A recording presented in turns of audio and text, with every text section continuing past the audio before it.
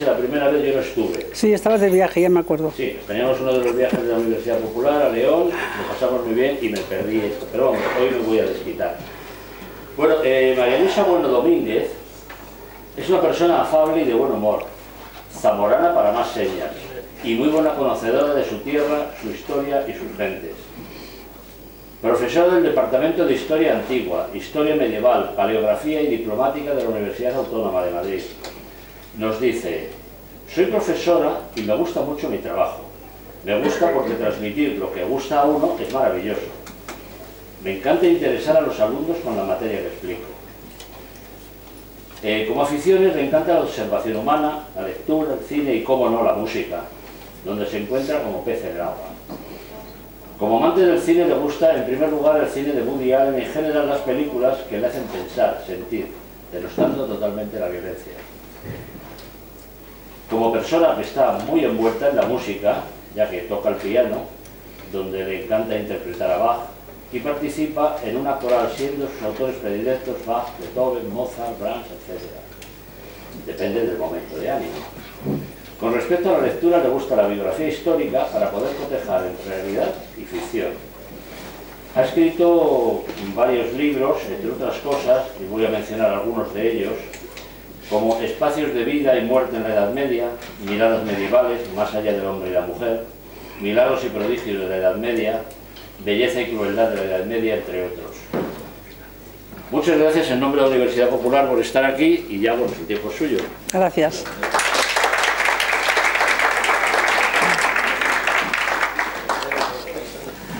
Bueno, pues me encanta estar aquí de nuevo para poder transmitir lo poco que pueda saber del caso o del tema que me ocupa. Lo que sí que es sorprendente es la atracción que Leonor de Aquitania ejerce en todos los medios. Pues a ver, ¿qué puedo hacer? Que no se me oye. Pues yo no puedo gritar más porque estoy un poco afónica. ¿Qué? Hemos intentado poner la megafonía, pero no funciona bien. Pues yo no puedo gritar, ¿eh? ¿Y qué hago?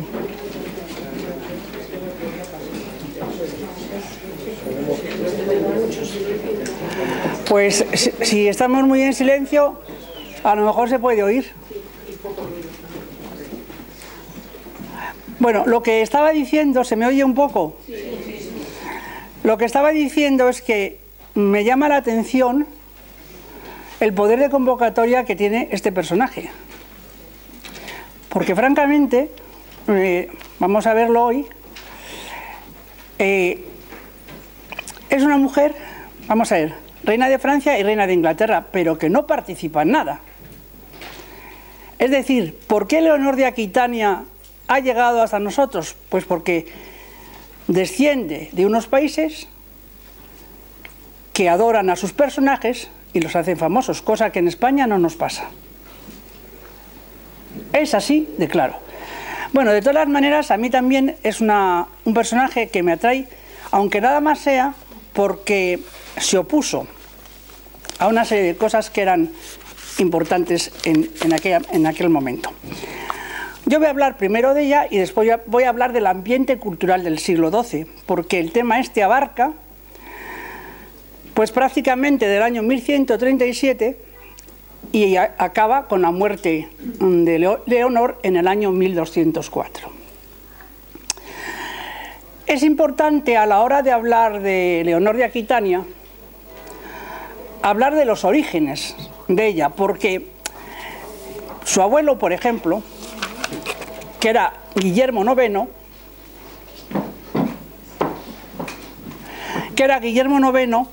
fue uno de los primeros trovadores de la historia.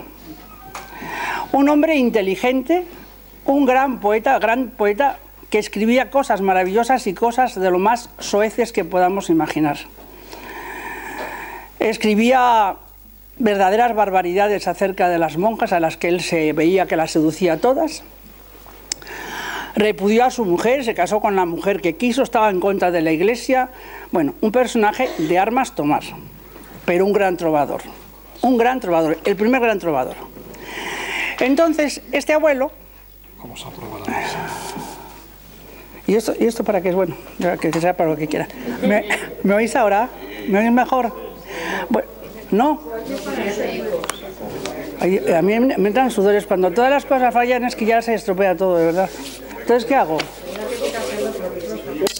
¿Me quito esto? No, eso es aparte independiente. ¿No se oye nada? Bueno, pues nos aguantaremos, vamos a aguantarnos con lo que sea un poquito, ¿no? Porque es que yo sé, no, es que si en una conferencia tengo que estarme interrumpiendo cada 2 minutos por es que no puedo centrarme, de verdad. ¿Se oye ahora o no se oye? ¿O se oye con eco? Es que de verdad, es que ahora mismo estoy sudando. Sí, es que yo me agobio. Es que el problema es que me agobio. Aquí adelante se oye perfectamente. Ya. El altavoz, no solamente su voz, sino además el altavoz. Bueno, estaba diciendo lo que era el abuelo. El padre, el que fue Guillermo X, también fue un personaje también de armas tomar. También se impuso a la Iglesia, cometió varias barbaridades de las que se arrepintió, haciendo una peregrinación a Santiago de Compostela. He de señalar que antes de salir a Santiago de Compostela, Guillermo X, el padre de Leonor, que vivía en el ducado de Aquitania, un ducado súper independiente que al rey de Francia le costaba mucho dominar, le propuso al rey de Francia ponerse bajo la protección del rey de Francia y entregar al futuro, al hijo del rey de Francia, que en aquel momento era Luis VI, entregarle como esposa a Leonor, dotándola de Aquitania y del Poitou, es decir, haciéndola la mujer más rica del momento. Cuando muere Luis VI, Leonor se casará en el 1137 con Luis VII, que es rey de Francia. En realidad, podemos decir que, según la historiografía moderna, el mito ha hecho de Leonor una leyenda que en realidad no se corresponde con la realidad, salvo en una cosa, y es que no fue una mujer corriente para su tiempo. Se suele decir que fue la víctima de 2 hombres, de Luis VII, rey de Francia en primer lugar, y de Enrique II, rey de Inglaterra, en segundo lugar. La realidad de esta situación es que Leonor es una de las mujeres...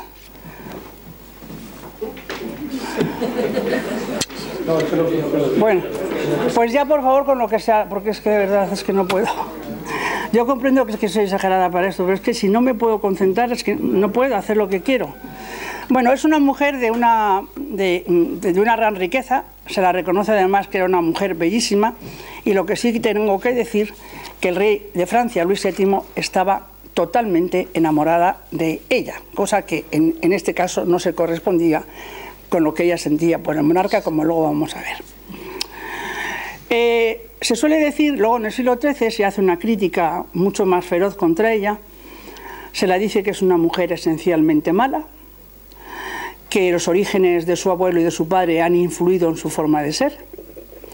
Es una mujer eminentemente mala porque ella lleva a cabo la iniciativa del divorcio del rey de Francia, cosa que eran los hombres, ella es la que se divorcia, y sobre todo no se le perdona que sublevara a los hijos al final del reinado contra su padre Enrique II. Bien, por su matrimonio con Luis VII va a ser reina de Francia. Tengo que decir que el matrimonio medieval no puede nunca equipararse ni hablar de matrimonio y amor, porque no existe eso. El matrimonio medieval responde a unos intereses sociales, a unos intereses políticos, y digamos que en esa época, en el siglo XII, ya se está imponiendo el matrimonio como sacramento, porque hasta entonces no lo era. La única solución que quedaba a las personas que no querían casarse con los que se les designaba, si eran mujeres, era ingresar en un convento. También existía el rapto consentido, que era el hombre raptaba a la mujer, y esto era consentido, pero también existía el rapto con violencia. Entonces esto, la creación del matrimonio como sacramento en el siglo XII, en realidad proporciona un marco jurídico y social que permite asegurar, digamos, un poco la situación de la mujer dentro del matrimonio. No podemos considerar, por el hecho de que el matrimonio fuera creado como sacramento por la Iglesia en el siglo XII, no podemos pensar que esto significa un control de la Iglesia sobre las personas que se van a casar. Lo que supone es que la Iglesia en el siglo XII va a reconocer la pareja. De sexualidad no hablo porque eso no se reconoce, pero va a reconocer la existencia de la pareja y en el mutuo acuerdo para que ambos se casen. Mutuo acuerdo. Claro, esto es verdad, pero ¿quién decidía fundamentalmente? El padre de los contrayentes. Pero bueno, el mutuo acuerdo se impone en el siglo XII. Por otra parte, se impone dentro del matrimonio que el marido no puede repudiar, como pasó con el abuelo y el padre de Leonor, no puede repudiar a la mujer por capricho. Se evita el rapto, sobre todo el rapto violento y el rapto también que no se aceptaba. Se impone la estabilidad dentro de la pareja, es decir, se intenta la estabilidad para los dos, pero realmente la estabilidad es mucho más, es decir, se contempla más para la mujer, porque el hombre tiene otra forma de ser, también ahora, pero bueno, otra forma de ser. Y después se establecen unos requisitos importantes que son las de poner de manifiesto que un matrimonio no se puede realizar en un grado de parentesco muy cercano, porque prácticamente se cometían incestos, casándose casi hermanos con hermanas. Es verdad que la Iglesia impone que sea a partir del 7º grado se puedan casar, pero ¿qué pasa? Que los que mandan son los monarcas, los que mandan son la aristocracia, y la Iglesia tiene que ir rebajando los grados en los que se puede casar hasta donde sea posible.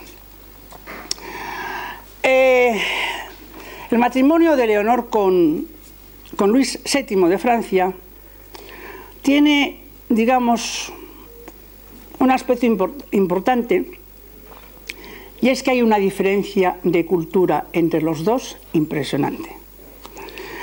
Porque Luis VII es un hombre educado, quizá no podamos decir intelectual, pero es un hombre educado en una cultura monacal. Es un hombre que reside en el norte de Francia, en la isla de Francia. Una zona donde los hombres están acostumbrados fundamentalmente a la cacería, a la guerra, pero no es una corte alegre, ni es una corte, digamos, como la en la que ha estado en Aquitania, donde ha vivido Leonor.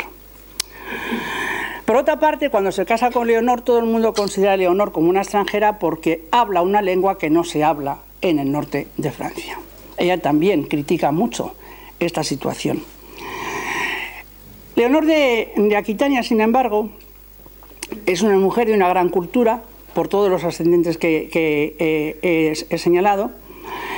El sur de Francia es una zona rica en actividades culturales, económicamente muy fuerte, donde surge todo el movimiento de los trovadores del que después voy a hablar, y donde la moda, incluso en la forma de vestir, no tiene nada que ver, porque eso lo señalo ahora para ver la influencia de Leonor, con lo que se vive en el norte de Francia.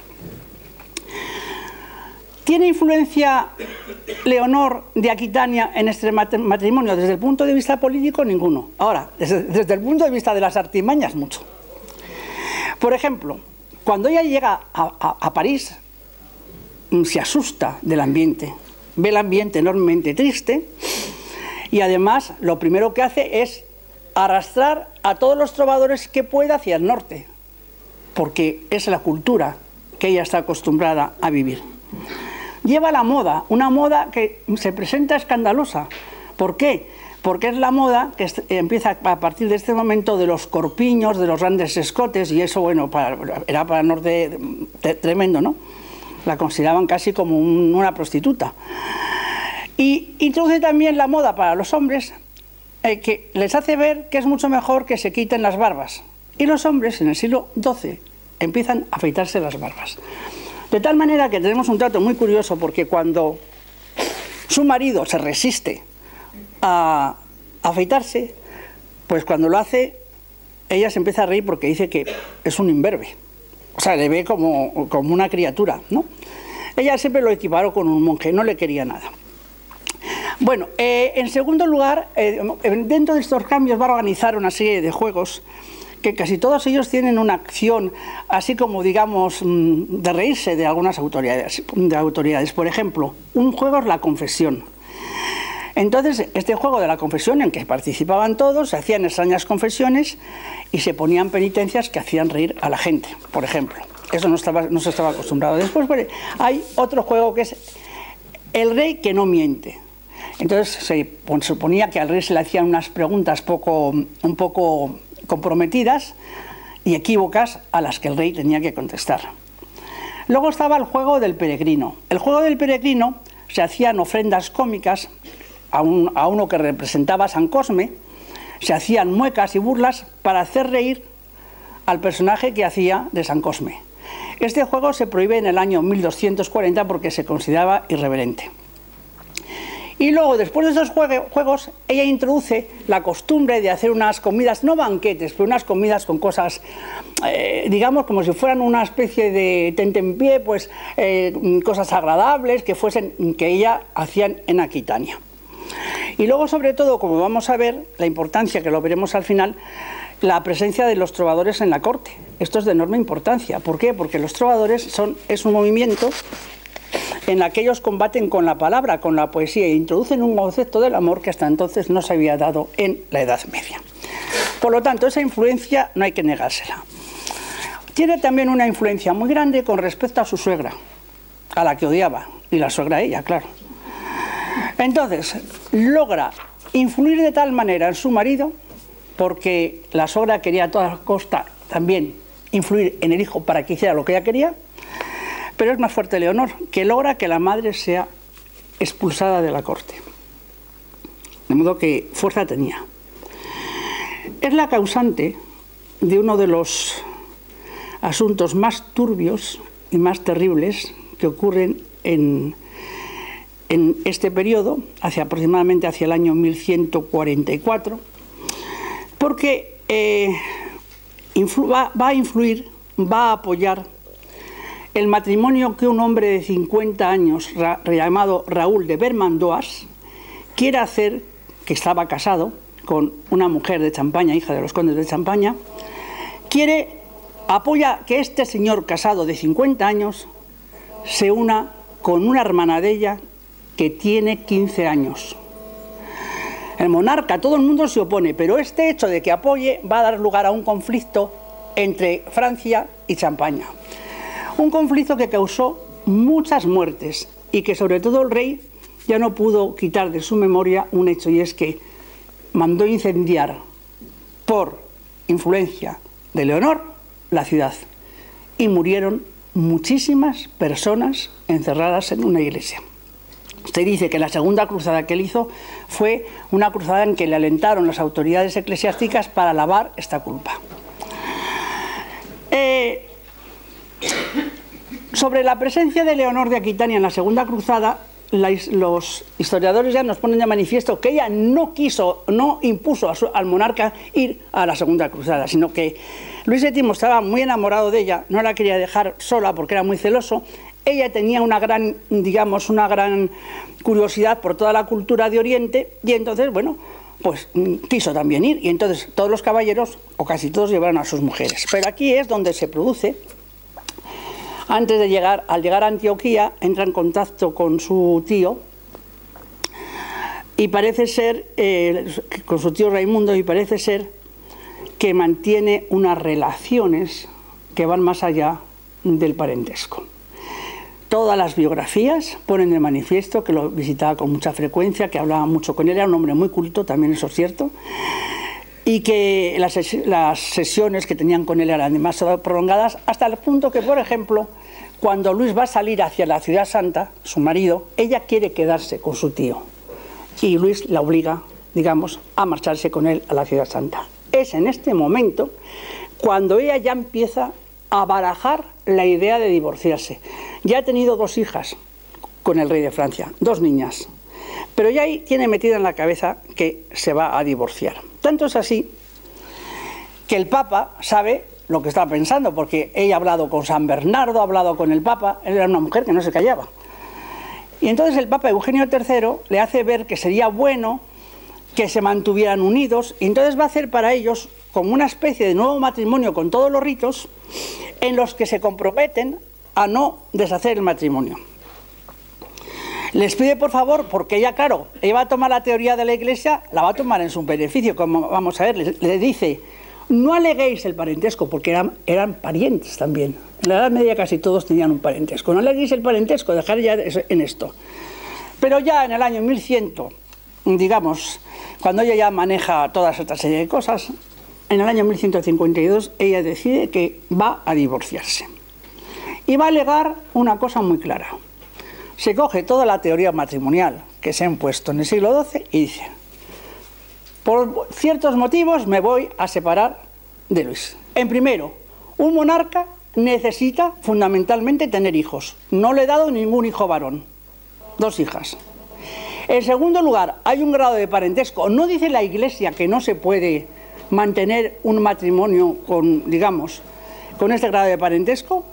Por lo tanto, en marzo de 1152 se divorcia de Luis, porque ya, entre otras cosas, ya es imposible. Los consejeros le dicen que no puede seguir unida con una mujer que se comporta de esa manera.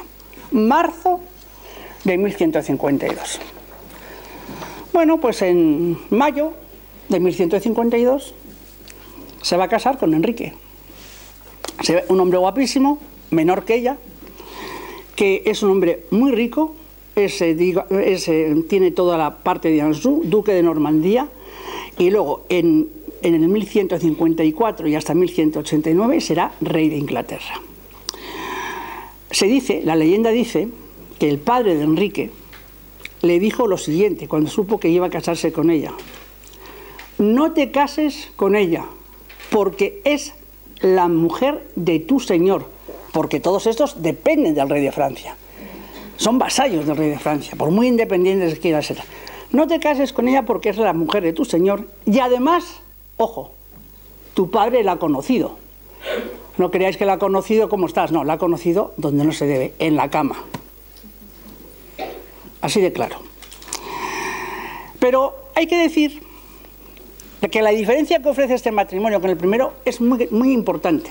Primero, Enrique es un hombre cultísimo. Habla varios idiomas. Conoce el latín perfectamente.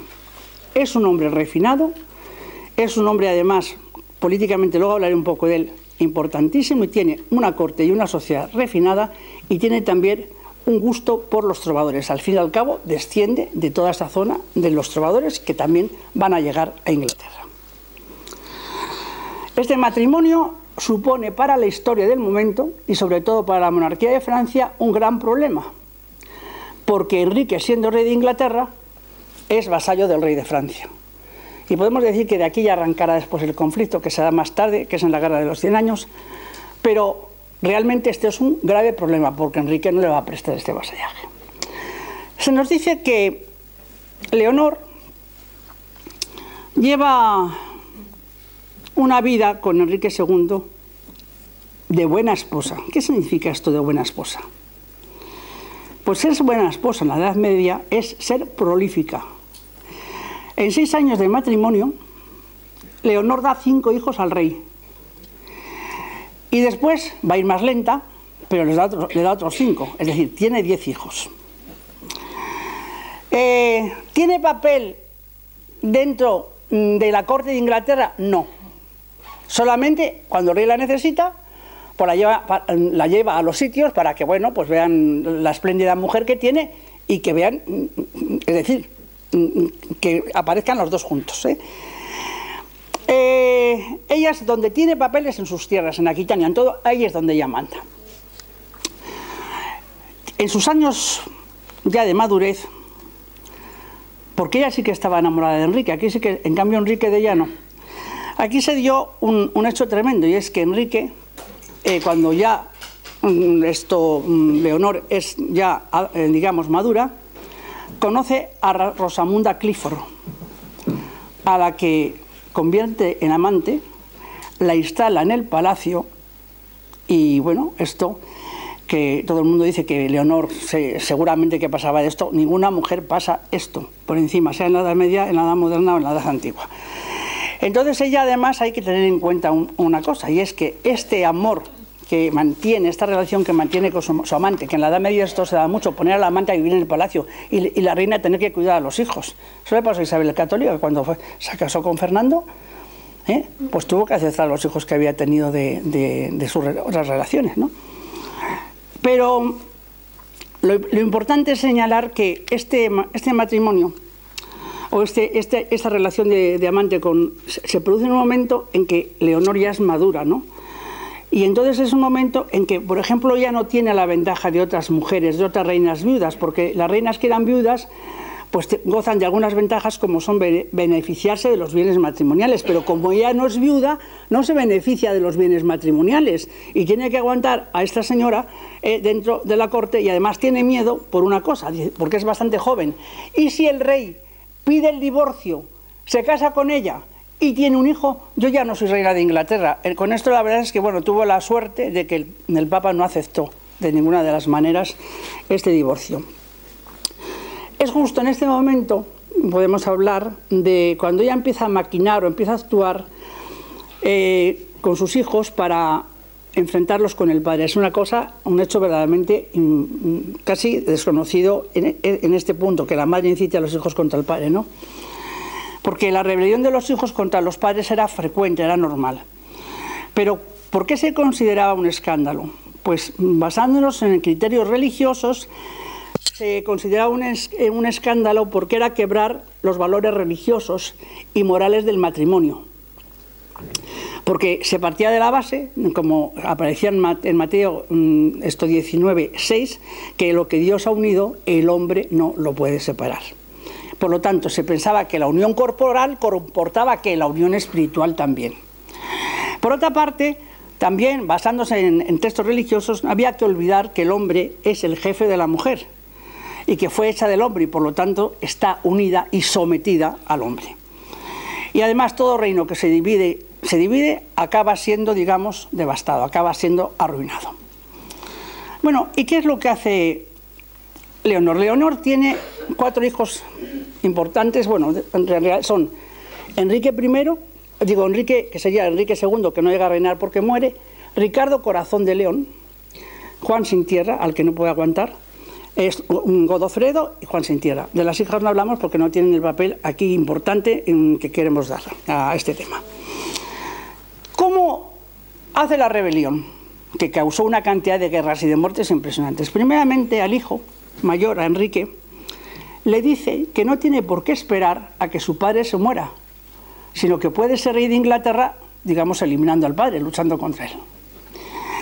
A Ricardo, Corazón de León, le demostrará que es más fuerte si gobierna Aquitania y que Aquitania, como ella es la dueña de Aquitania, se la va a dar en herencia a Ricardo. Y a Godofredo le dice, tú siendo como vas a ser, o eres el duque de Bretaña, tú no tienes por qué obedecer a tu padre. Bueno, pues esto, digamos, es la manera en que los hijos empiezan a enfrentarse contra el padre. Lo que supone, como digo, una serie de guerras muy crueles, devastaciones, y cuando Leonor es ya que Enrique, su marido, se da cuenta de la que está detrás de todo esto, es ella, sale en su persecución. ¿Y qué diréis que estaba haciendo Leonor? Disfrazada de hombre, iba a refugiarse en el reino de Francia junto al que fue su marido.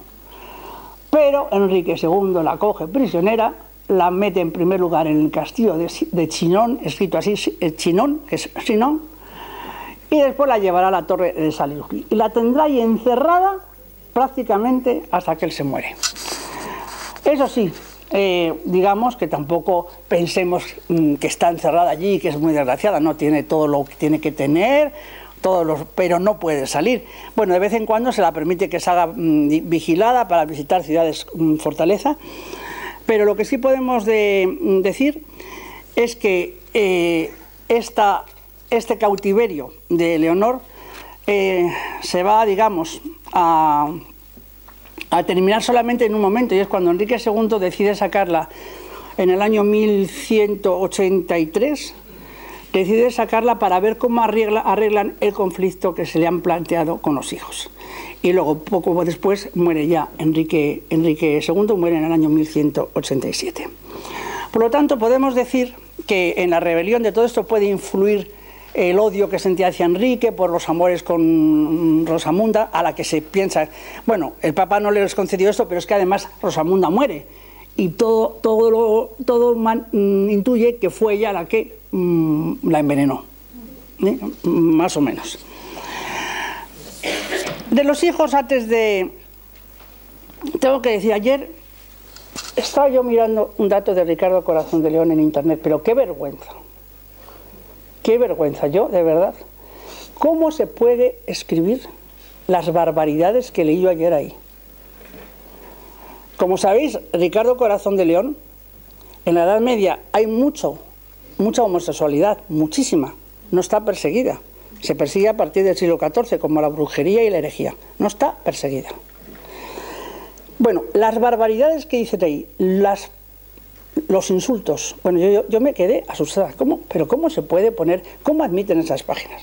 Bueno, iba a decir, Ricardo Corazón, cuando muere su padre, le va a suceder porque el mayor Enrique ha muerto.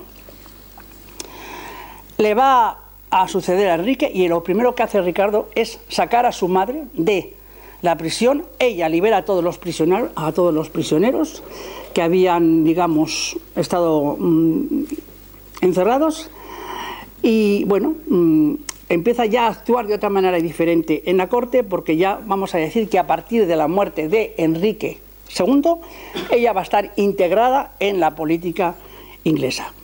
Pero también tengo que decir que la muerte de Enrique, que luego veremos que fue un gran rey con sus defectos, claro, los cortesanos y los servidores de Enrique, estando muerto, le despojaron de todas las vestiduras y le dejaron desnudo en el suelo para vengarse, quizá, digamos, una acción que ella también fomentó. ¿Qué cosas buenas hace Rodrigo para darte gusto? ¿Qué cosas buenas hace Leonor? Bueno, pues poquitas, pero bueno, hace algunas. Por ejemplo, libera a todos los prisioneros. Después también, no solamente eso, sino que va a liberar a todas las abadías de tener que alimentar a los caballeros cuando se pasaban por las abadías. Acaba con todas las multas y castigos violentísimos que había contra los campesinos. Hay una película que lo demuestra esto muy bien, que seguramente la habéis visto, que es Becket. Cuando el rey sale y va a aquella cabaña y va preguntando, y dice, enciende fuego que tengo frío. Le dice, no, mi señora, aquí no puedo encender nada porque no hay leña. Dice, ¿cómo que no hay leña? Dice, no, porque estos ya han cogido lo que tú les permites. Estos han cogido esa cantidad de leña. Dice, eso es una ley mía. Dice, sí, es tuya. Es decir, las leyes eran durísimas para los campesinos, muy duras. Eso también hay que decirlo. Bueno, cuando se muere el rey, Leonor tiene 66 años, muere a los 80, no penséis que era una mujer muy, muy fuerte. Ya va a asumir el papel de reina madre o de reina, digamos, regente, cuando Ricardo va a la cruzada. Bueno, yo quiero decir que Ricardo es uno de los más grandes, bueno, es trovador también, es uno de los más grandes caballeros de la Edad Media, y esto se puede ver en todas las alusiones que podamos encontrar que hace Saladino. Saladino admiraba, y eso que luchó con él, a Ricardo, y pone un dato, dice, nunca vi a un caballero que siendo, digamos, tirado del caballo, luchara, digamos, en el suelo contra los que lo contemplaba él desde una peña. Y tanto es así, cuando Ricardo contrajo una enfermedad severa, en la cruzada Saladino le manda a sus médicos para que le curasen. O sea, era un personaje en cuestión de combate muy bueno. Y después era un gran trovador, que lo que hacía, bueno, gran trovador, que lo que hacía era hacer trovas y luego mandaba a los trovadores por todas las cortes hablando de lo bueno que era él, para hacerse la propaganda. Bien. Leonor queda como reina regente con un grupo de consejeros que le proporciona Ricardo, a los que escucha, pero que tengo que decir que prácticamente no obedece porque hace lo que ella cree en cada momento. Y por ejemplo tenemos el caso cuando le llega la noticia, este era el hijo preferido de ella, de que Ricardo ha sido hecho prisionero y lo tiene como rehén Leopoldo de Austria. Ser rehén no quiere decir que se viva en malas condiciones, no, y sobre todo eso es un rehén como este, pero sí que es bueno porque se pide rescate. Muchas veces las familias se empobrecían porque tenían que pagar grandes rescates. Entonces aquí vemos a Leonor actuando, que va a actuar en varios sentidos. Por ejemplo, con embajadas a Leopoldo de Austria, con acciones diplomáticas que le llevan a escribir al Papa Celestino III, a escribir cartas donde habla del amor enorme que tiene a su hijo y cómo está sufriendo, pero también le manda unas cartas muy agrias cuando ve que el Papa no mueve ni un dedo para liberar a Ricardo. Y como ya no puede hacer ninguna de estas dos cosas, ni embajadas ni las cartas surten efecto, entonces dice, yo soy la madre del rey, estoy de regente, pues ahora voy a actuar. Y entonces pide al reino de Inglaterra la mayor parte del dinero para poder pagar el rescate. Todos los laicos eclesiásticos tienen que contribuir monetariamente para rescatar a su rey. La medida es impopular, por donde se mire, ¿no? Pero lo que importa es que ella reúne un dinero, que tiene ya 70 años, que cruza el canal y comienza el camino hacia donde está encerrado su hijo para rescatarle. ¿Cuánto dinero llevaba? 150.000 marcos de plata, que equivalían a 35 toneladas de metal, casi 2 veces y media de la producción anual del Reino de Inglaterra. Es mucho. Se fija en las condiciones de pago y vuelve con su hijo, que en realidad no va, es decir, no muere en la cruzada, pero muere cuando está en un campamento, porque el hijo de uno que Ricardo había mandado a matar le dispara una flecha, le hieren un hombro, pero no le pueden sacar, se le gangrena el brazo. Entonces no castigaron a él, mandó traer al que había sido y le dijo que no lo mataran porque él había defendido con ese flechazo, digamos, al padre que había matado Ricardo en su tiempo. Bueno, Leonor pone ya de acuerdo a los hijos y se refugia en una de las abadías más importantes de Francia, que es Fontevraud. Fontevraud, que surgió en el siglo XI, es una abadía de mujeres, la abadesa es la que manda, y de hombres, en edificios separados, pero la abadesa es la que manda. La cuestión económica la llevan los hombres, pero las leyes y toda la normativa la da la abadesa. Bueno, esta abadía acaba convirtiéndose en una abadía real, es decir, donde estuvieron enterrados Leonor de Aquitania, Ricardo Corazón de León, Enrique II y Isabel de Angulema. Digo que estuvieron porque hoy solamente queda el mausoleo, pero está vacío porque cuando fueron las guerras lo destruyeron todo, ¿no? Es una abadía maravillosa y se convirtió en, digamos, bueno, pues Leonor se retira ahí para morir. Y también es un lugar donde se refugian mujeres maltratadas, que también había bastantes, y entonces una de ellas es, por ejemplo, su hija Juana, que estaba casada con Raimundo de Tolosa, estaba embarazada. Ella sabía, Leonor sabía que su hija estaba maltratada, pero cuando ya no puede aguantar más, coge a la hija, la lleva a Fontevraud y allí dará a luz al hijo y morirá también en esta abadía. Muere también la otra hija, que era María de Champaña, que es una de las mujeres, de las pocas mujeres que escriben maravillosamente bien. Los Lays de María de Francia son obra de la hija de Leonor. También se pone de manifiesto que en la época de Leonor de Aquitania se produjeron las cortes de amor. Bueno, yo creo que esto hoy día ya se dice que esto no fue así, pero bueno, esto eran como una especie de tribunales de mujeres en las que estaba Leonor de Aquitania, sus hijas, y entonces se planteaban problemas que siempre tienen que ver con el hombre. Por ejemplo, ¿qué preferiríais? ¿Tener relación con un hombre maduro o con uno joven? Y Leonor de Aquitania supuestamente contesta, yo con un joven porque así le puedo enseñar. ¿Qué harías tú si tu marido se marchara con otra y al cabo de 2 años vuelve y te pide perdón? Contestación de María de Champaña, pues yo ¿lo perdonarías o lo echarías? No, no, yo le iba a perdonar, pero toda su vida conmigo estaría a pan y agua, por ejemplo. Esas son las cosas que ahí se tratan y, bueno, muchas más cosas. ¿Qué haría una mujer que, por ejemplo, está casada y durante 3 años no sabe nada de su marido? Porque, claro, son noticias. Y cuando vuelve destrozado, con la cara llena de cicatrices. ¿Lo tiene que repudiar?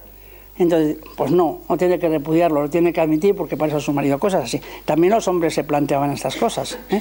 Por ejemplo, uno a otro. ¿Qué harías tú si cuando vas a ver a tu amante, qué preferirías? ¿Verme salir del cuarto de tu amante o que yo entro cuando tú sales?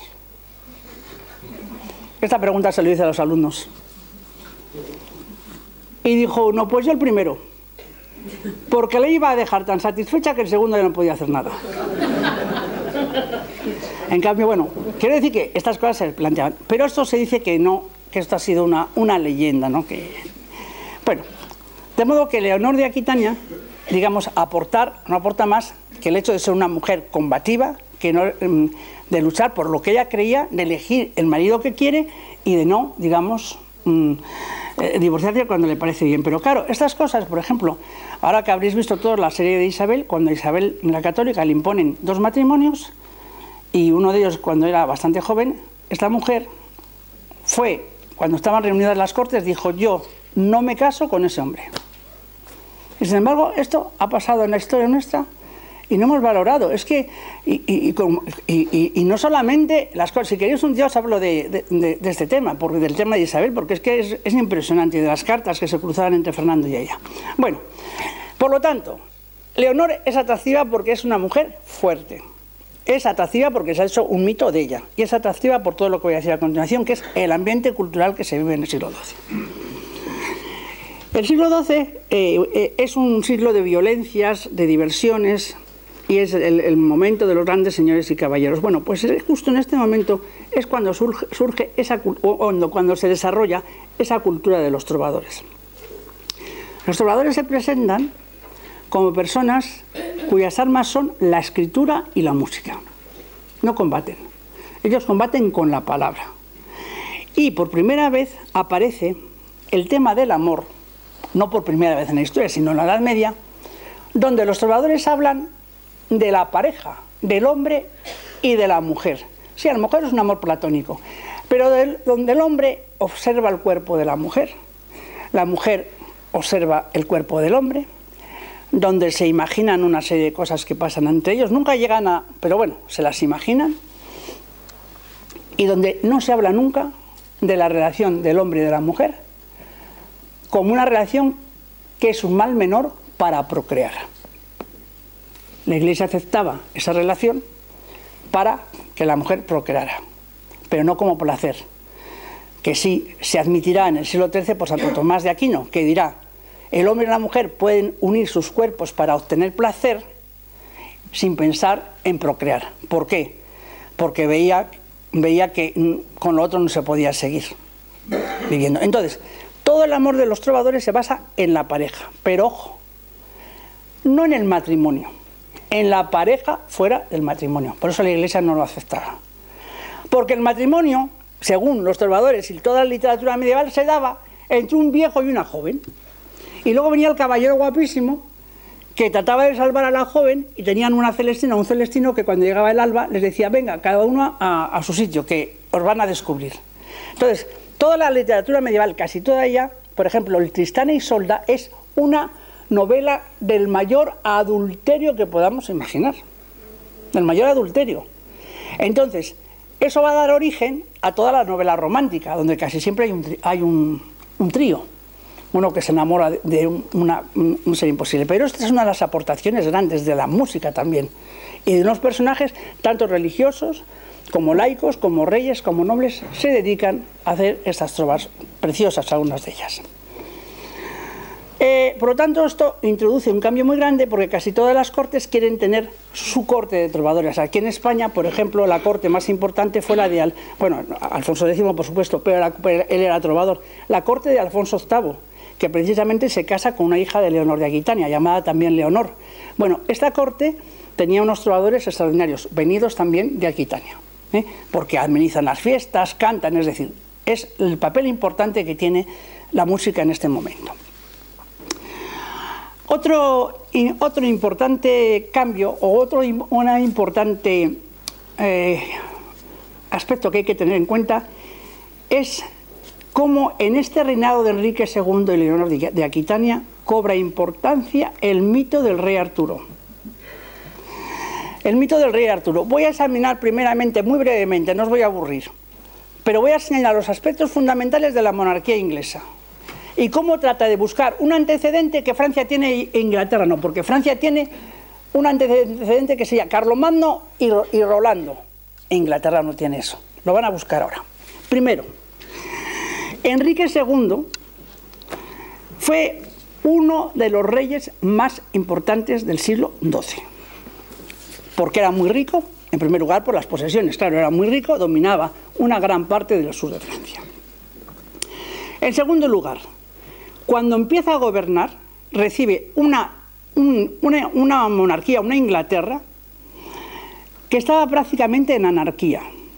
Y cuando muere Enrique II, deja una monarquía bien asentada. Se le considera que es, digamos, el gran arquitecto del Estado inglés.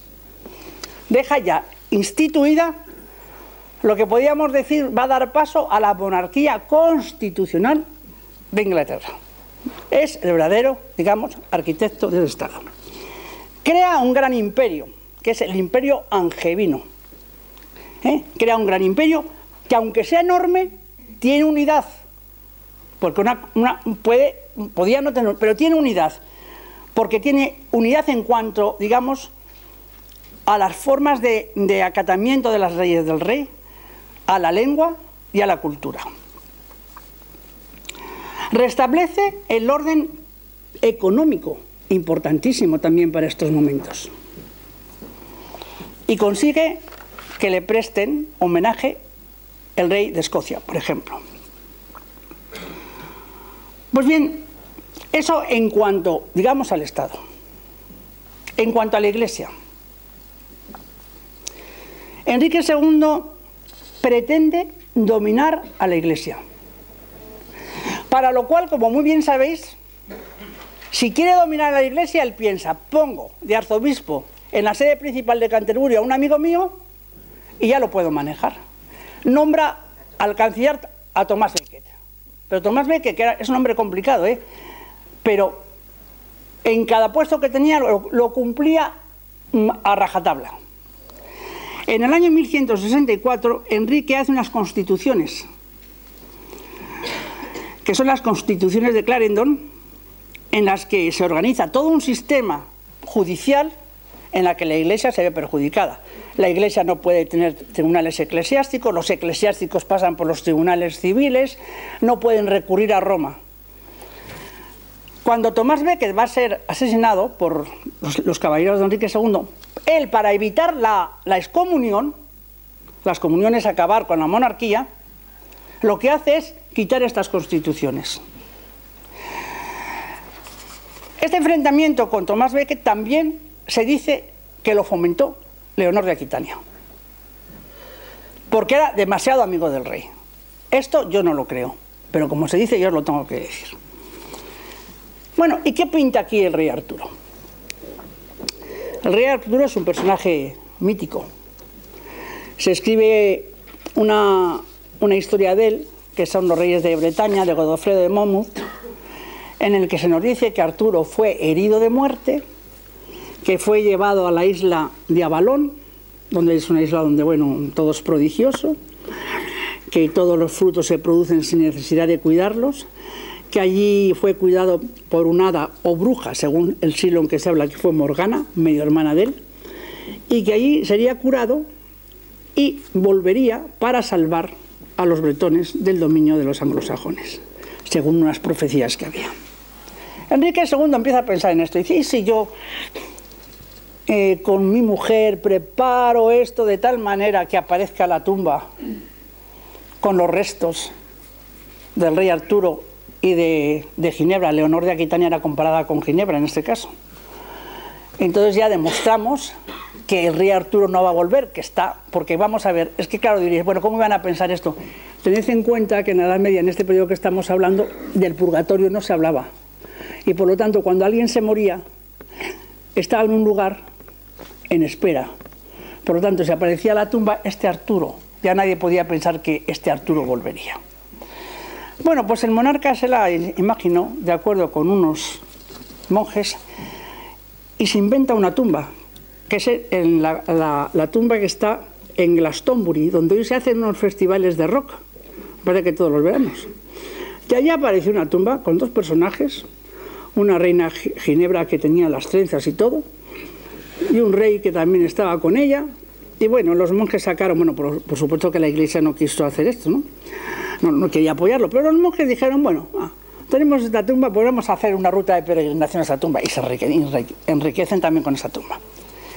Bueno, a partir de este momento, Arturo dice, Enrique II dice, nosotros descendemos del rey Arturo, somos los descendientes, los que hemos venido a liberar a Inglaterra.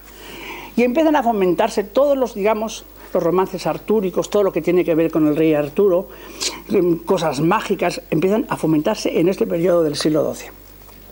Y lo que es más importante, la corte del rey Enrique imita todos los modelos de la corte del rey Arturo, con Leonor también a la cabeza. Se habla de que era una corte espléndida, donde se daban unas recompensas enormes a los caballeros, igual que los caballeros de la tabla redonda, donde fundamentalmente también las mujeres tenían un papel fundamental dentro de la corte de Enrique, donde iban grandes embajadas de todos los lugares, es decir, se equipara esta corte ideológicamente, mentalmente, o digamos como un mito, con la corte del rey Arturo. Esto tiene una importancia enorme porque supone dar auge a la monarquía y a los caballeros. ¿Frente a qué? Frente al desarrollo y al auge de las ciudades y los burgueses que están a punto de conquistar. Ahora son los caballeros los que son más importantes. Y señalar también cómo en este periodo del siglo XII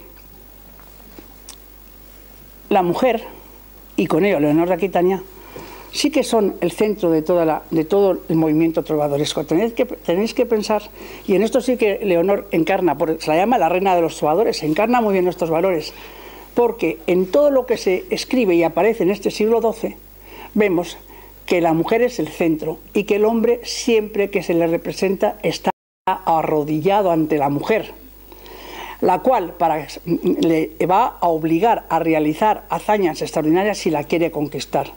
El hombre se presenta como vasallo de la mujer, cosa que en la corte, con Leonor, esto también pasaba. Y finalmente, la leyenda negra surge en el 1204, cuando muere Leonor de Aquitania, nada más morir. Se le acusa de ser una mujer con poderes terroríficos, endemoniada, precisamente porque se la ve como una mujer llena de lujuria, uno de los pecados más horribles de la Edad Media. Bueno, el pecado más gordo es el de la gula, porque se decía, la gula es la enfermedad del vientre, tú comes y después de haber saciado el vientre, que ya no puedes comer más, ya viene otras cosas, que es la lujuria, ya quieres saciar otro aspecto, ¿no? Se la consideraba como una mesalina, se le achacan todos los vicios habidos y por haber, y dice que, y además se dice una cosa muy clara, no actúa como mujer, actúa como un hombre. Leonor actúa como un hombre, cosa que es verdad. No es que fuese una mujer que actuase, que fuera varonil, no, actúa como un hombre, toma decisiones que solamente podían tomar los hombres. Y este hecho, ya se decía en la Edad Media, la mujer es antinatural, se imita al hombre. Se imita al hombre, esa mujer no es natural y esconde algo terrorífico dentro de ella. Leonor es acusada de esto, de actuar como un hombre, tomando unas decisiones con respecto a su vida terribles para la sociedad, pero especialmente para la Iglesia, porque elige con quién quiere casarse, deja a los que quiere y tiene amantes los que desea, muchos. Y además no tiene ningún recato en mostrar su cuerpo, cosa que era, ni se hablaba del cuerpo prácticamente.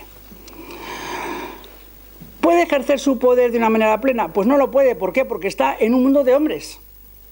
Demasiado ejerció, pero no lo puede ejercer como le hubiera gustado. ¿Por qué? Porque todo lo tiene que hacer en conexión con el hombre, porque está en un mundo de hombres. Pero lo que sí es cierto es que lo que Leonor refleja muy bien es un hecho muy claro, que se da en todos los hombres de la Edad Media. El hombre en la Edad Media no conoce a la mujer. El hombre en la Edad Media tiene miedo a la mujer, porque no sabe ni lo que piensa, ni lo que quiere, ni lo que desea. Y especialmente la tiene miedo desde el punto de vista sexual, porque nunca puede saber si la satisface o no. Yo creo que esto lo dije la última vez que estuve aquí. Porque si hay un consejo que te dan en el siglo XII a la mujer, que le dicen, si el hombre quiere tener relaciones contigo, las tienes. Imita todos los grititos, los saltitos, todo lo que se hace cuando se tiene una relación, aunque te importe menos que una castaña lo que estás haciendo. Entonces, el hombre nunca puede saber si satisface a la mujer. Entonces, el hombre, Leonor representa, tanto para Luis, digamos, el VII, como para Enrique II, una mujer tan poderosa que no pueden nunca jamás llegar a conocerla. Y esto es quizá por lo que, digamos, Leonor pasa a la historia y sobre todo porque abre también el camino a que el amor, el sentimiento del amor, sea más expansivo, se pueda exponer con más libertad. Yo creo que quizá esto, digamos, es lo que hace que Leonor sea una mujer de gran importancia o que se la ha conocido a través de estos siglos. Bueno, yo he terminado, no sé si os he defraudado, pero no puedo decir más.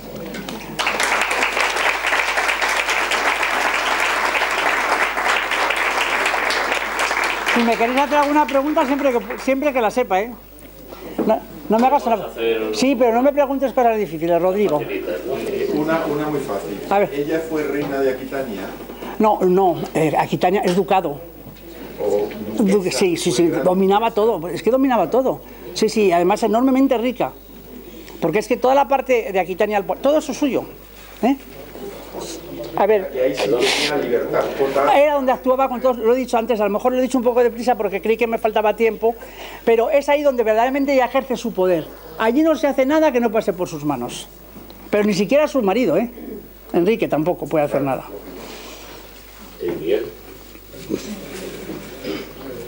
Yo, una pregunta, porque has dicho una cosa que me ha llamado la atención, y es lo de que Enrique II intentó divorciarse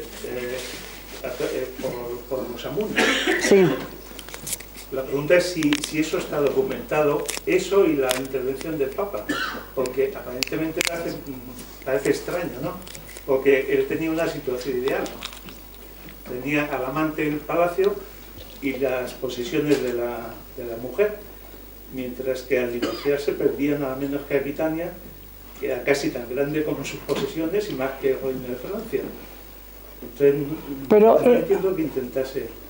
Que si está documentado, Sí. lo de, vamos a ver, documentado así, vamos a ver, los historiadores lo que dicen es que él intenta, el último que ha escrito un libro sobre Leonor de Aquitania, que ahora mira por cuánto no me acuerdo del nombre, está publicado por Edasa. Bueno, dice que sí que intentó llegar, digamos, tener una relación con ella en un momento en que, cuando él va a pedir el divorcio, es un momento en que las relaciones con Leonor de Aquitania son el peor momento.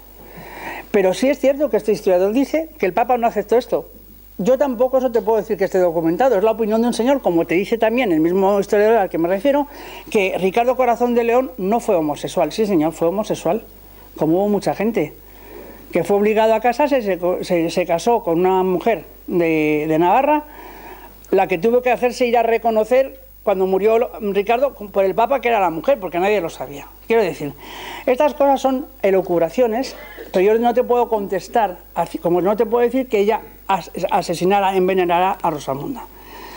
A mí también me parece un poco extraño, porque desde luego él perdería todo. Pero hay un punto en el que yo me apoyaría para creer un poquito esto, y es que el verdadero heredero de Aquitania es Ricardo Corazón de León. Entonces, en este momento, la cosa se estaba discutiendo bastante entre Leonor y Enrique esta posesión de Aquitania. Pero si te tengo que contestar, decirte sí, está fuertemente documentado, no puedo. Esto se ha escrito, pero no te puedo contestar de otra manera. Claro. Sí, un tema que se ha hablado, que se ha leído alguna vez, es la relación, dijésemos, enemistada, la enemistad que tenía Bernardo de Claraval con ella y viceversa, ¿no? Sí, Bernardo de Claraval fue un monje muy importante, como escritor extraordinario, pero fue muy exigente, de tal manera que, por ejemplo, en el monasterio que él regía, se vivía una austeridad que en el resto de los monasterios cistercienses no se veían. Él veía a Leonor de Aquitania como una prostituta. El único dato que tenemos es que en una ocasión ella habló con San Bernardo y cuando él le recrimina su postura, ella le dice, todavía no ha tenido hijas, que, bueno, pero esto es también como una especie de milagro, ¿no? Y que ella sabe que puede ser que sea estéril, y entonces él dice que va a rezar por ella y tal. Pero lo que sí sabemos es que Bernardo de Claraval no aguantaba a Leonor de Aquitania por ser una mujer tan liberal, podemos decirlo en nuestros términos, ¿eh? Y tenemos que decir también que, bueno, pues que San Bernardo tuvo no solamente unas actuaciones terribles en el caso, digamos, con Leonor, que solamente aquí hablaba, pero en otros casos muy importantes, como fue, por ejemplo, en el caso de Abelardo y de Eloísa, donde tuvo un papel bastante duro, ¿eh? Pero sí, la enemistad, bueno, ella no podía aguantarlo. ¿Llegaron a estar alguna vez en contacto? Sí. ¿Hablaron alguna vez? Una vez, sí, antes de la Segunda Cruzada, porque es justo San Bernardo el que incita a que se vaya a la Segunda Cruzada para que el rey lave la culpa de lo que pasó en la ciudad de Vitry cuando quemó a toda la ciudad. Juan, por favor. Bueno, yo he visto lo que has dicho y creo que la mujer, Leonor de Aquitania, queda muy minusvada, de poco valor. Hombre. Básicamente una de las cosas que uno coge es que era una prostituta, por aquí, por allá. Pero hecho, bueno. Realmente el valor que tiene Leonor en la época que vivió, en la cual se Voy a levantar. un gran cambio en la Edad Media. Entra ya la Alta Edad Media con un gran despliegue de la burguesía. A ver, que me levanto. Con los franceses. Espera, que es que no me quiero perder. Primero, bueno, sigue. Sí, uy, muy bien. Sigue. Pero es que como no voy a estar de acuerdo, por eso me he levantado. A ver. Un contrincante en Francia, que es San Bernardo de Claraval, que lo han decidido, y el otro en Inglaterra, que es Santo Tomás de Aquino. Pero yo lo que quería básicamente, primero, que creo que no lo has valorado suficientemente. Bueno. Yo creo que Leonor de Aquitania como mujer juega un papel tan importante en esa época de cambio radical que se produce en la Edad Media y donde hay una mujer bien, con un valor y una fuerza tremenda, con una oposición a unos poderes que están ahí tremendos y logra vencer. Esa mujer, de hecho, yo la pregunta que voy es ¿por qué no se la considero en relación a nuestra península ibérica? Es decir, Aquitania con Navarra tenía unas buenas relaciones de tipo histórico. De hecho, Ricardo I, Corazón de León, que es fuente de historia, de sagas de todo tipo, de literatura medieval, algo excepcional en el idioma inglés, resulta que Ricardo I, Corazón de León, se casa con Berenguela de Navarro, que es hermano de Sancho VII, el de las Navas de Tolosa el Fuerte, y bueno, eso es un elemento muy importante. Y de hecho la homosexualidad o no, el caso es que Ricardo, Corazón de León, no tiene hijos. Sí, tiene un hijo. Una parte. No se habla de Navarra, de las relaciones de esta mujer que es una hacedora de alianzas, una hacedora de abrir nuevas cauces en la época esta de gran cambio. Y por otra parte también tiene una hija, Leonor, que se casa con otro rey de Castilla, Alfonso VIII. Pero se lo he dicho. Sí, no, yo no digo esto, sino que es, a partir de ahí viene un santo, que es Fernando III como nieto de esta mujer. En las huelgas, concretamente en esta época, con esta Leonor de Aquitania, se da un fenómeno cultural increíble que todavía lo podemos observar, siendo algunos y observando. Y es precisamente una de esas grandes influencias de esta corte. Y ya terminó. Por la otra parte, es que se me va a olvidar. También tiene un nieto que es San Luis, rey de Francia. Es decir, una mujer tan mala, tan perversa. Pero vamos a ver, yo no he dicho. Vamos a ver. Un momento, por favor. No, un momento, no, claro que puedo contestar. Primero, la Alta Edad Media no es el siglo XII. Punto primero. La Alta Edad Media es del siglo V a finales del siglo XI. Punto primero. Punto segundo. La Plena Edad Media es del siglo XII al siglo XIII. Y la Baja Edad Media es el XIV, fundamentalmente. Finales del XIII, XIV. Segundo, yo no he dicho que Leonor fuera una prostituta. He dicho que en su época algunos cronistas la tratan de eso. Punto primero. Punto tercero. He dicho que Leonor de Aquitania no tiene un papel destacado en la política, de ninguna de las maneras. Ahora, si tú me dices que gestiona los matrimonios, claro que los gestionan, como todas las madres y todos los padres. Gestiona el matrimonio de Alfonso VIII, porque a Castilla le interesaba, y es Castilla también la que introduce esto. Su nieta, que se casará con Luis IX, como suegra es espantosa, porque todos los documentos que tenemos son así. ¿Y qué? Vamos a ver, es que me vas a decir que el hecho de que Luis IX fuera santo se debe a que Leonor de Aquitania la había casado. Eso no se puede mantener. Eso no se puede, eso vamos, es que me está dando un soponcio. Es que eso no se puede mantener, sobre todo porque, vamos a ver, yo no he dicho en ningún momento que fuera una prostituta, pero lo que sí que he dicho, y lo repito y me mantengo en ello, que no es una mujer que tenga un papel destacado en la política. Es decir, ¿es que acaso hace algún tipo de leyes? No. ¿Es que acaso introduce algo que sea permanente para la historia? No. Entonces, lo que no podemos es mezclar estas cosas. ¿Qué tendrá que ver Luis IX? Luis IX, santo, ¿qué tendrá? Y Blanca de Castilla, que era también de armas tomar, la madre de Luis IX. ¿Y qué tendrá que ver? O sea, el que se case con Leonor de Aquitania, Alfonso VIII, tiene que ver con que Fernando fuera santo. Y voy a decir una cosa más. La santidad de muchos monarcas, ojo, hay que planteársela. Y ya acabé. ¡Jolín! Perdón. A ver, que venga otro que le doy leña.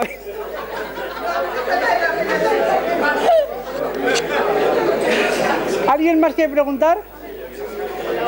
Bueno, me había apuntado yo, pero bueno, no nos importa. Es que tengo una duda que si no se me olvida. Bueno, a ver, Rodrigo, dime. Concretamente, yo vi la película de Becket. Sí. Y de efecto, pues yo desde muy jovencito tenía una imagen del amigo Becket como una persona piadosa. Y he leído un libro recientemente, que eso no quiere decir que esté bien documentado el libro, sobre todo esto. Y vamos, era un golfo. No. O sea, un golfo me refiero porque quería poder, quería terrenos, quería llevarse al huerto todo. O sea, era ambicioso. Pero golfos creí que andaba con mujeres, no. No. Era ambicioso del poder, como casi todos los hombres. No hablo de esa golfería, que de esas otras golferías.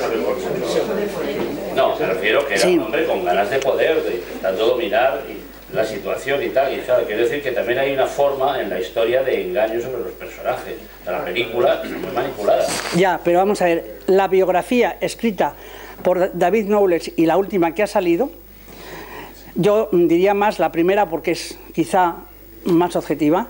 Ahí te dicen que cuando fue nombrado canciller de la monarquía, cumplió a rajatabla lo que tenía que cumplir. Como arzobispo no se le pudo poner ninguna pega. Defendía a la Iglesia, defendía la situación que la Iglesia tenía de acuerdo con, digamos, con los derechos que la Iglesia tenía. Y Enrique II quiere crear una Iglesia nacional, que se va a lograr cuando con Enrique VIII.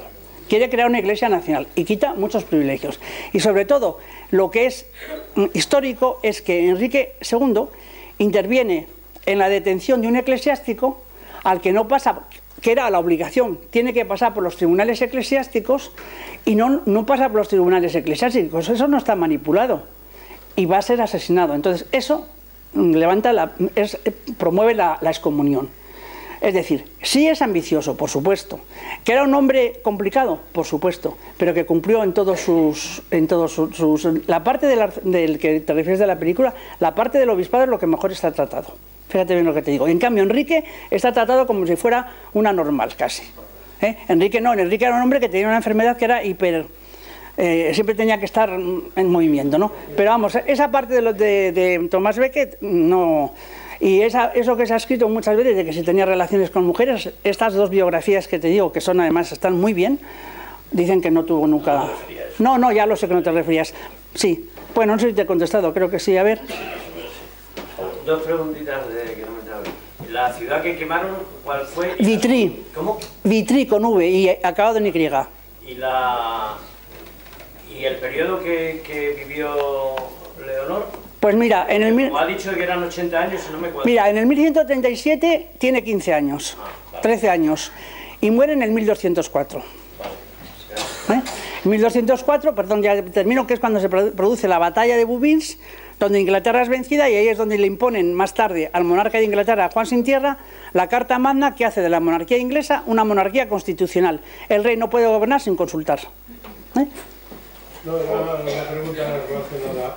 Por ejemplo, cuando Juan sin Tierra usurpa el poder a Ricardo, estaba Ricardo prisionero, ¿verdad? Sí, y en las cruzadas. Estaba en las cruzadas. ¿La usurpación del poder Leonor de Aquitania la apoya? No, vamos a ver. Ella es la madre regente, pero cuando Leonor muere, Juan sin Tierra, que todavía en el 1198 muere Ricardo Corazón de León. Leonor se va a la abadía. Entonces Juan sin Tierra, en el tiempo, porque claro, es el monarca que tiene ya, está como madre regente, ¿no? En este periodo Juan sin Tierra, que se llama así porque no tenía dominios ni tenía nada, está en connivencia con el rey de Francia, buscando a ver cómo destruyen al rey de Inglaterra. Pero Juan sin Tierra es, digamos, un rey que es nefasto desde el año que empieza a gobernar para Inglaterra. Pero sí es el regente, pero la madre no le apoya, trata de vigilarle lo más que puede. No sé si te he contestado. Gracias, sí, perfectamente. Por favor, yo quisiera ver si me podría explicar los periodos de la Alta Edad Media y la Baja, si están definidos los historiadores.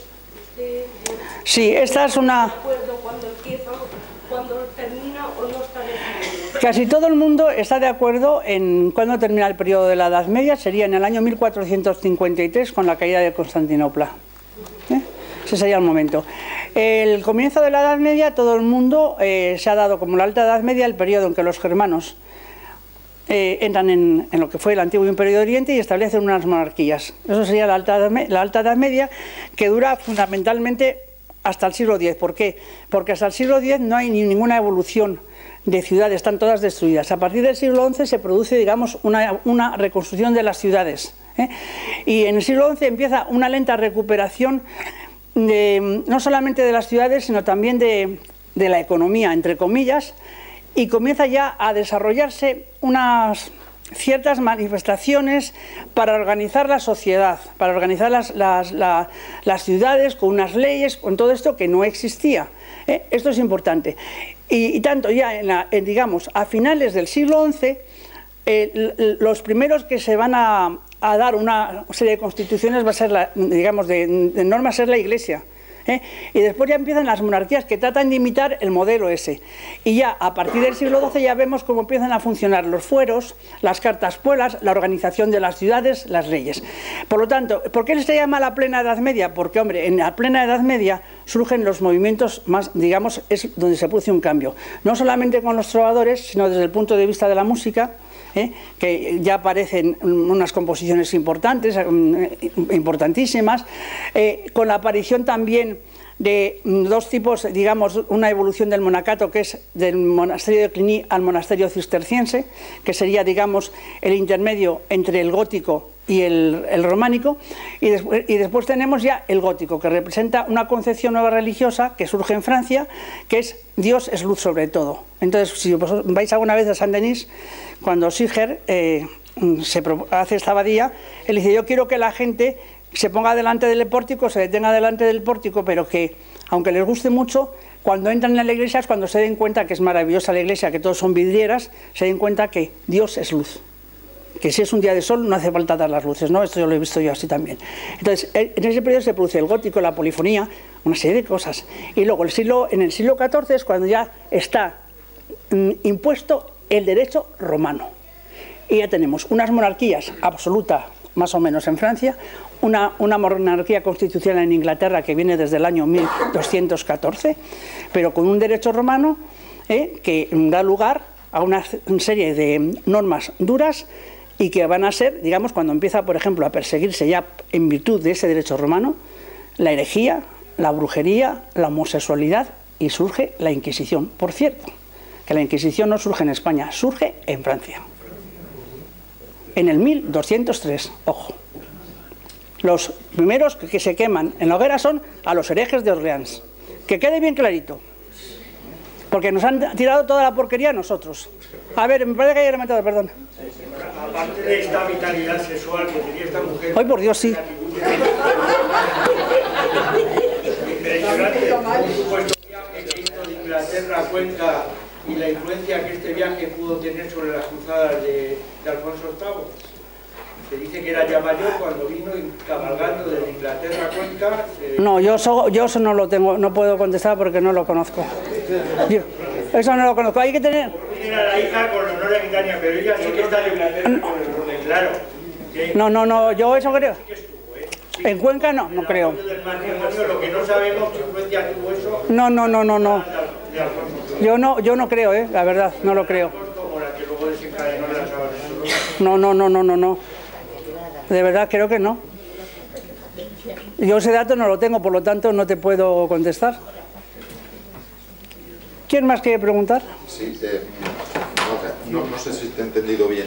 ¿Cuándo empiezan las ciudades de nuevo a hacerse grandes? Sí. ¿En el siglo XII? No, en el siglo XI empieza la lenta reconstrucción de las ciudades, casi a finales del siglo XI, perdón. La idea, al final... Finales del siglo XI, empiezan a darse ya la construcción de las ciudades. Entonces hay un dato muy importante y es que las gentes cuando van avanzando que se encuentran en lugares que no existían, porque el primer núcleo, digamos, urbano que serían los monasterios, es lo primero que aparece, y luego ya vienen las ciudades. Entonces la gente se encuentra, hay una gran devastación de los bosques porque se empiezan a construir las ciudades, pero desde luego el verdadero desarrollo urbano es en el siglo XII. Pero esto no es extensible a Córdoba o a Toledo. Ah, no, por Dios, ¿qué dices? Córdoba en el siglo... Claro, es que, vamos a ver, es que Córdoba en el siglo X era la ciudad más importante que había. ¿Toledo? Era más Córdoba. Ya. Sí, Toledo también. Sí, pero es que de Córdoba tenemos muchísima documentación. Toledo también era, vamos, de hecho, cuando venían los monarcas extranjeros se les llevaba, no a Córdoba, pero sí a Toledo. ¿Y a Zaragoza? ¿César Augusta? No puedo decir. A lo mejor eres maño, pero no te lo puedo. Yo soy de Zamora y Zamora fue una de las ciudades más importantes en la Edad Media. En la Edad Media, por ejemplo, siempre que vayáis a una ciudad, sabréis la importancia de la ciudad según el tipo de monumentos que tenga. Si una ciudad tiene monumentos románicos, quiere decir que su auge estuvo en el románico. Si los tiene góticos y no tiene románico, quiere decir que su auge, por ejemplo, Zamora no tiene ningún auge ni en el siglo XIV ni en el siglo XV. Tiene participación en cosas, pero no tiene importancia. A ver. Ya, a mí me parece que hay una diferencia entre la Edad Media en Europa y la Edad Media, hablando del periodo de los años, y la Edad Media en la península ibérica. Sí. Porque las culturas que teníamos en la península ibérica no tienen nada que ver con lo que estaban tramando en la Edad Media, Carlomagno y todos los demás. Nada. En la península ibérica había una cultura altísima, muy por encima de todo el desmadre que tenían en Europa. Sí, pero ¿sabes lo que pasa? Por ejemplo, todo el renacimiento que se produce en la época de Carlomagno es importantísimo. Porque ahí se da la unidad, digamos, monacal, la unidad litúrgica, es importante. Mientras que hay una unidad, mientras que aquí no la había. Porque el problema de España ha sido estar muy dividida. En la Edad Media, yo no sé ahora lo que pasa, yo digo en la Edad Media.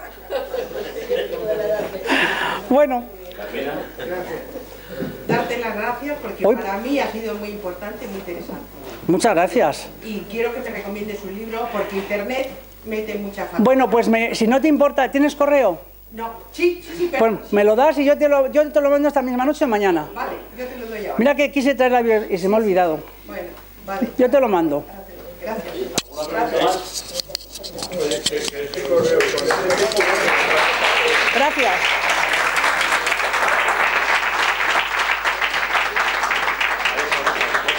Bueno, muchas gracias a la profesora. Este es un pequeño recuerdo, como es habitual entre nosotros. Sobre también, ¿eh? Muchas gracias. Nada, porque me dio el correo para mandar. Hola. No, yo voy a leer, pero mandaré.